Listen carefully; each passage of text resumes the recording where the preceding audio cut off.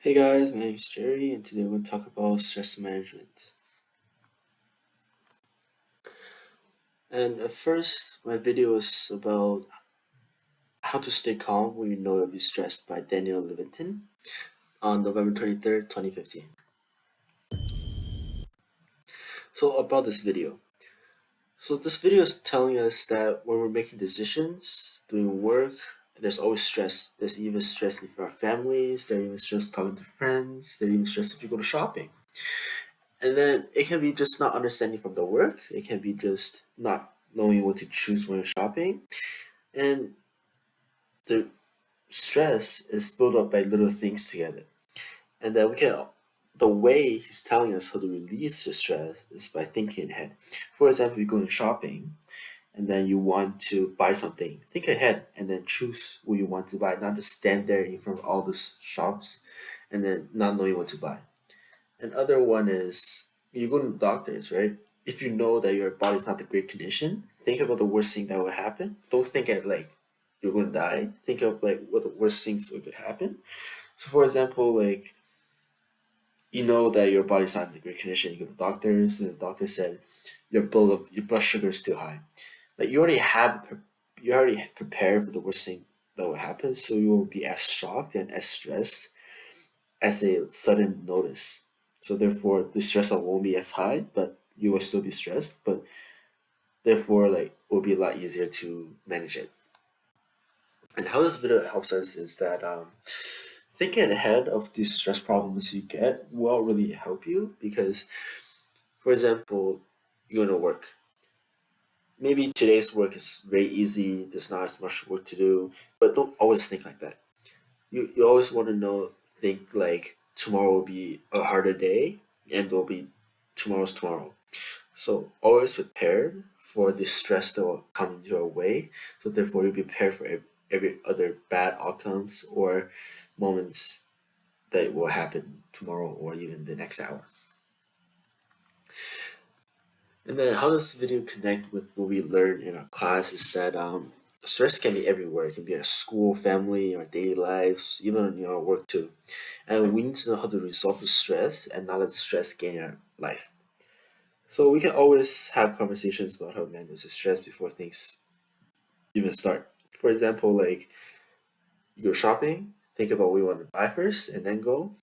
And then we're doing your work, plan out different things, and then don't just rush this through. Plan out different things, and then going to the doctors, knowing what will happen will really help a lot. And then ask the doctors what the medicine they give you does it help you? Does it really help you, or does it really not help you? Because due to research, 1 out of 300 people, the medicine actually cures them. So that's 1 out of 300%. And then if you're one of those 300 people that you get cured, there's also the side effect of the medicine. And every 15 of those 300 people that got cured, 15 of them doesn't have the side effects. So therefore, knowing the side effects and the bad things that will happen to you before getting the medicine really helps.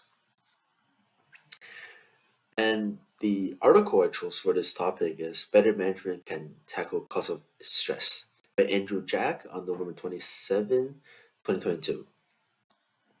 So, about this article. So, there are lots of stress at workplace now, and it has become a really big problem to different companies, like even as employees too. And some companies have created fun activities with their employees to reduce stress as bicycle race and free time meetings and those free time meetings, you can talk to everyone. There's friends. There's no like work ranking. For example, you can talk to your boss. It doesn't work like that.